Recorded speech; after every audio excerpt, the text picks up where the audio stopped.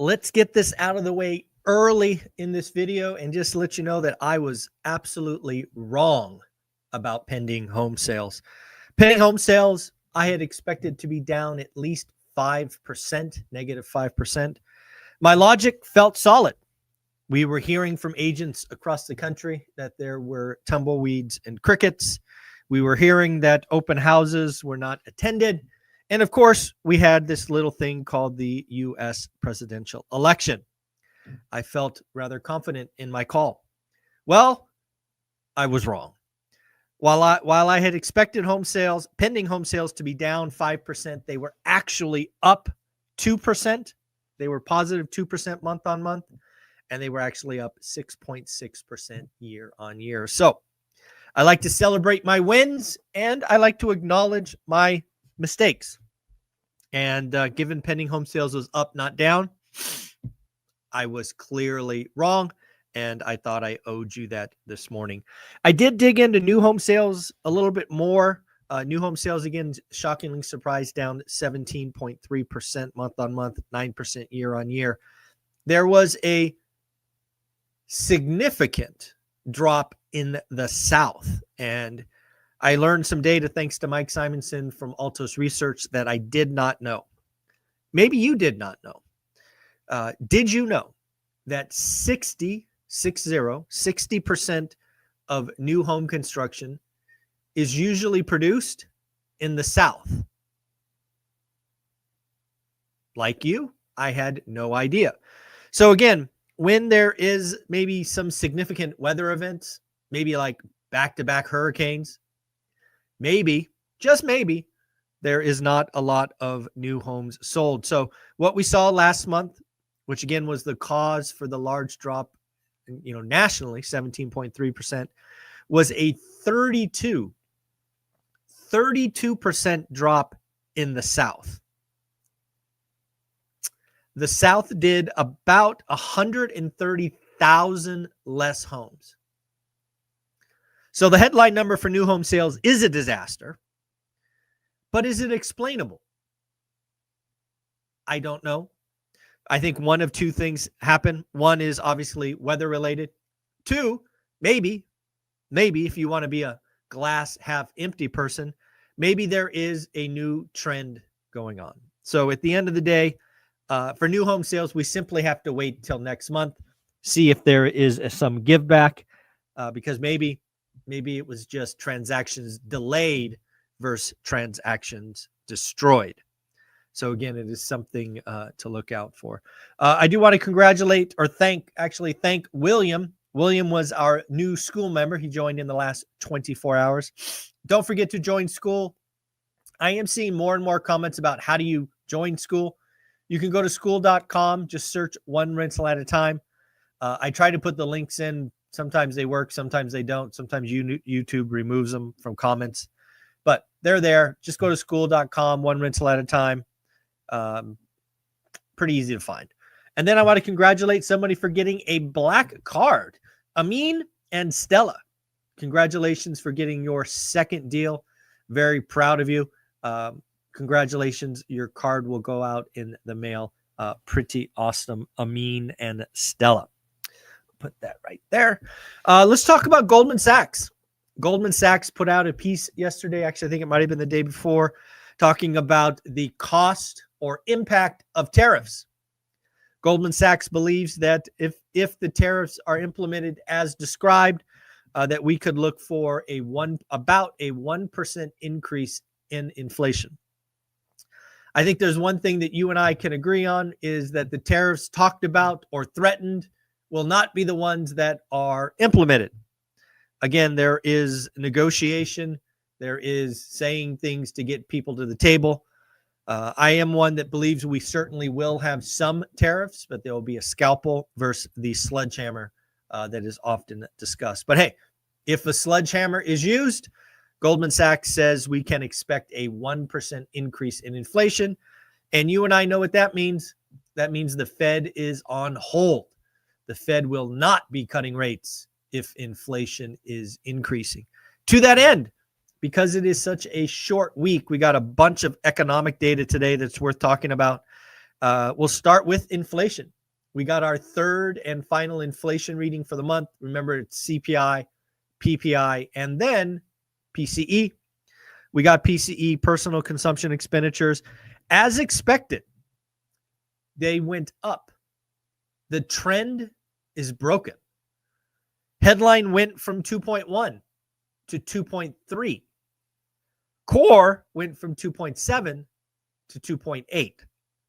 I ask you, in all seriousness, how can the Fed think about cutting when inflation is going up? I don't know. I don't know how you could cut with inflation going up. Well, maybe the unemployment market, maybe the job market is suffering. Well, we got our weekly unemployment claims, and they too are down. The weekly unemployment claims were down 2,000 to 213,000. Pretty interesting. I put out a video the other day with Beth Traverso, top 1% agent in the country, and we talked about the housing market has just flipped. I don't know why that video got so much hate. Apparently, we triggered some Crash Bros, and more importantly, Crash Bro followers with all the nastiness that they left in the comments. Basically, what we said is what Beth and other agents were seeing. Activity after the election was higher. And apparently, that pissed a lot of people off. Well, you know what? We've got real data now. This ain't feelings. This ain't some open house, agent. Purchase applications for the week up 12.4%. So you disrespectful and hateful trolls, you're wrong. You're not paying attention. You're living in an echo chamber, and you need to get your head examined. Purchase applications are up. Beth was right. You may not like it. You may not understand it. But to leave some of the comments that you hateful trolls left is darn right disrespectful. And you know what? I just block your ass so I don't see it ever again. Crazy. You guys are crazy. So again, purchase applications up 12.4%. It feels different. It feels different in the housing market. Now, I suspect this is like a caffeine high. I suspect this will be a very short window. I suspect there was demand delayed and not demand destroyed. So again, we'll need to watch the purchase applications because I do not imagine they will be up another 12% next week, right? This is the season. In fact, I put out a video, I think it comes out today, that this weekend might be the best weekend of the year to buy a home, to buy a property, to buy a duplex. Why do I think that? It's really, really simple. As a buyer, we want less competition. Guess what happens Thanksgiving weekend? Less competition. Also, what happens to sellers? Some sellers want to close by the end of the year. Guess what? If you don't lock up a contract this weekend, your chances of closing a deal by the end of December go way, way, way down. So if you are doing the work, if you have a list of properties to follow up on, please take a moment, write a disrespectful offer, follow up, and let's see what happens. I can't tell you any clearer. This weekend might be the best weekend of the year to find your motivated seller. It is just that simple. Just that simple. We did get the Fed meeting minutes yesterday. They came out in the afternoon. Basically, it's a bunch of gobbledygook. Inflation is easing. Oh, by the way, did you see PCE Fed? It went up, not down. Labor market is strong, allowing further interest rate cuts at a gradual pace. Again, this meeting minutes are from 6 weeks ago. It'll be interesting. I didn't check the Fed Watch tool for the December rate cut. I'm going to guess it went down a little bit. because of the PCE readings going up, but I haven't checked, so I could be wrong. It looks like we've announced a ceasefire. This is awesome and great news. It looks like Israel and Lebanon have signed a ceasefire. Hopefully this holds. Hopefully it's true, and we could put one of these horrific, events that are killing lots of innocent people behind us. Hopefully peace comes to that region, and we can just keep moving forward without firing bombs and guns and all of that stuff. So let's hope the ceasefire is real. Let's hope the ceasefire sticks. I did see that New Zealand has joined the rate cutting environment. New Zealand actually cut rates 50 basis points. Again, we are seemingly in a worldwide rate cutting cycle. We did get some earnings for some tech companies, kind of the same story. Workday beat top line, beat bottom line, but gave pretty weak guidance. Dell actually missed on revenue, but beat on earnings. And CrowdStrike beat top line and bottom line. So pretty interesting. Did get another economic news that I forgot to share earlier. Durable goods. Durable goods, again, remember, these are things that generally last longer than 5 years. Was up 0.2%, but it was expected to be up 0.5%. Again, is this just the election impact and people sitting on their hands? I think so. Again, I think this election, as we've talked about for a month now, really caused a lot of people to kind of sit on their hands. So again, we shall see. One last thing about school is we're almost to 100. If you go to the school, One Rental at a Time school, on the right corner on your desktop, there's a thing that says map or something like that. And you can add yourself. Again, don't add your home address. Let's not be silly, but let's add a Starbucks, McDonald's, whatever you want. We are up to 95.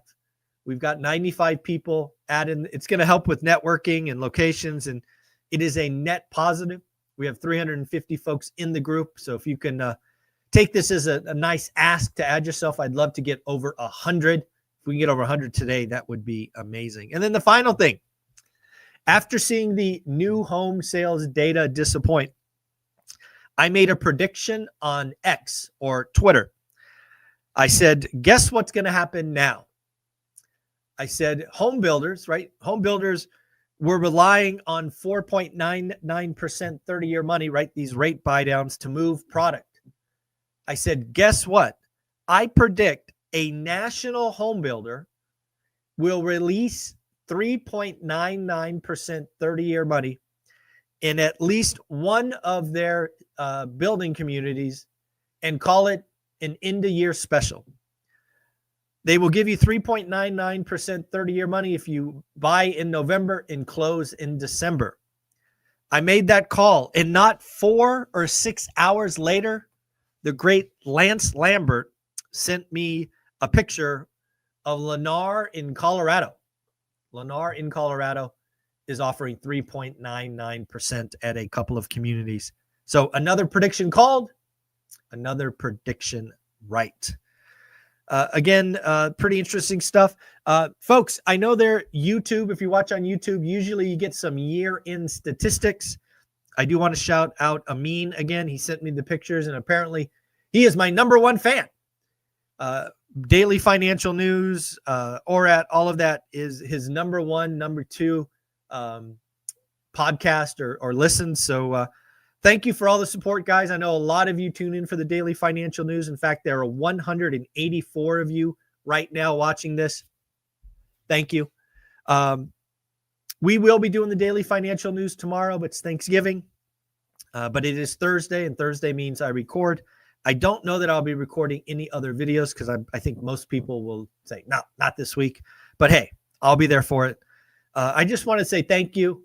I'm thankful for each and every one of you. I'm thankful for allowing you to let me grow this channel, this community my way. Again, we do everything live. We don't edit. We don't advertise. We just keep showing up. We keep doing the work. I really thank you for giving this guy something to do, right? After we retired in 2018, I was really depressed. I didn't feel like I was contributing, and I almost got a job. And it's because of this channel, because of the one rental at a time movement, that I can spend a couple of hours with you each day. And that's enough for me to feel like I'm contributing. So I want to thank you for allowing me to do that, allowing me to find my way. And I look forward to seeing what we do next. So don't forget to join school. Buy your tickets to the Vegas event. It is going to sell out. It'd be a shame if you don't make it to the Vegas event. I know a lot of you are planning to go, but you haven't bought tickets yet. And I keep telling you, I can't expand the room. We are taking it to max capacity. So if you try to buy tickets and they're sold out, sorry, I can't do anything about it this year. So get your tickets, buy your flights, book your hotels. Let's have some fun in Vegas in February. Take care. Keep being awesome. Later.